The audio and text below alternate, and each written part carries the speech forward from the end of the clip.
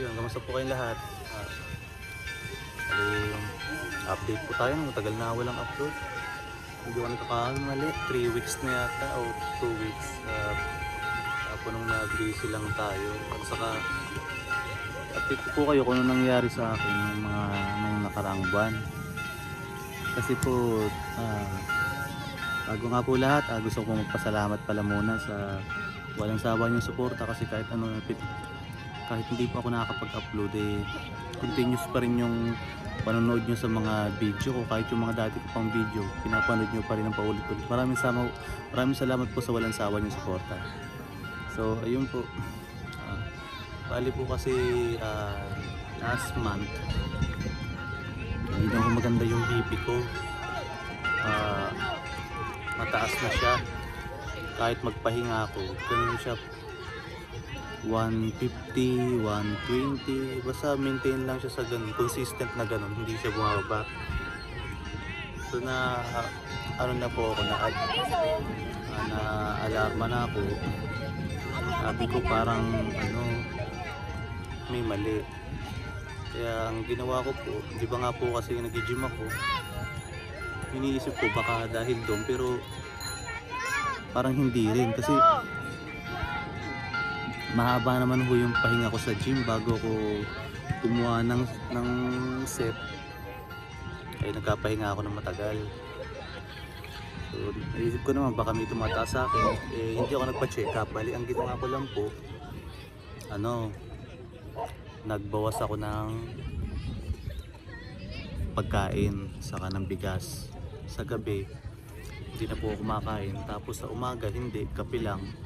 Sa tanghali medyo yun, 1.5 rice tapos ulam. Pero hindi na po ako kumakain ng mga yung may maalat, yung mga lalo't makakapagpataas ng ng uric acid ko.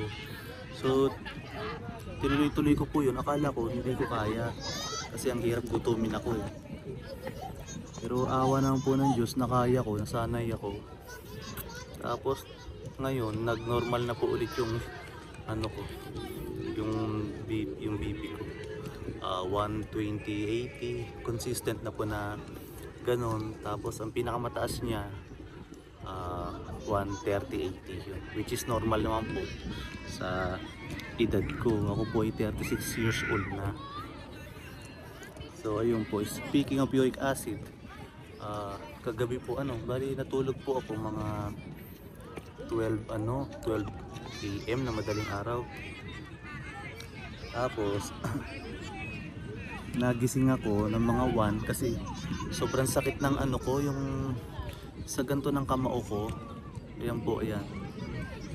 Sobrang sakit niya, kirot ng kirot. Ngayon, dahil hindi ko na kaya, tumayo ako, binuksan ko yung ilaw, tinignan ko, namamaga siya. So matik po, alam ko na yun na gout arthritis. Di ginawa ko, piniga-piga ko hanggang sa, kasi pag pinipiga ko po, medyo naiibsan yung pagkirot.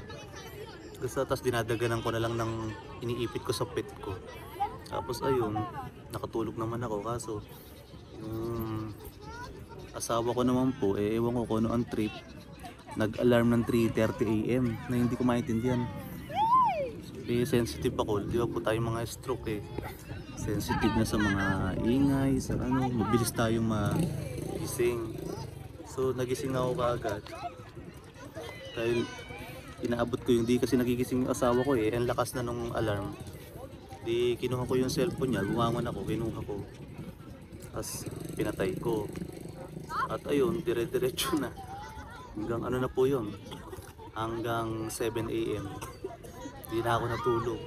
Ganun po ako once na yung masira yung tulog ko, dire-diretso na po, hindi na ako makakatulog. So ngayon po, back to na ako ulit, back on track na ulit ako. Nag-gym na ako ulit.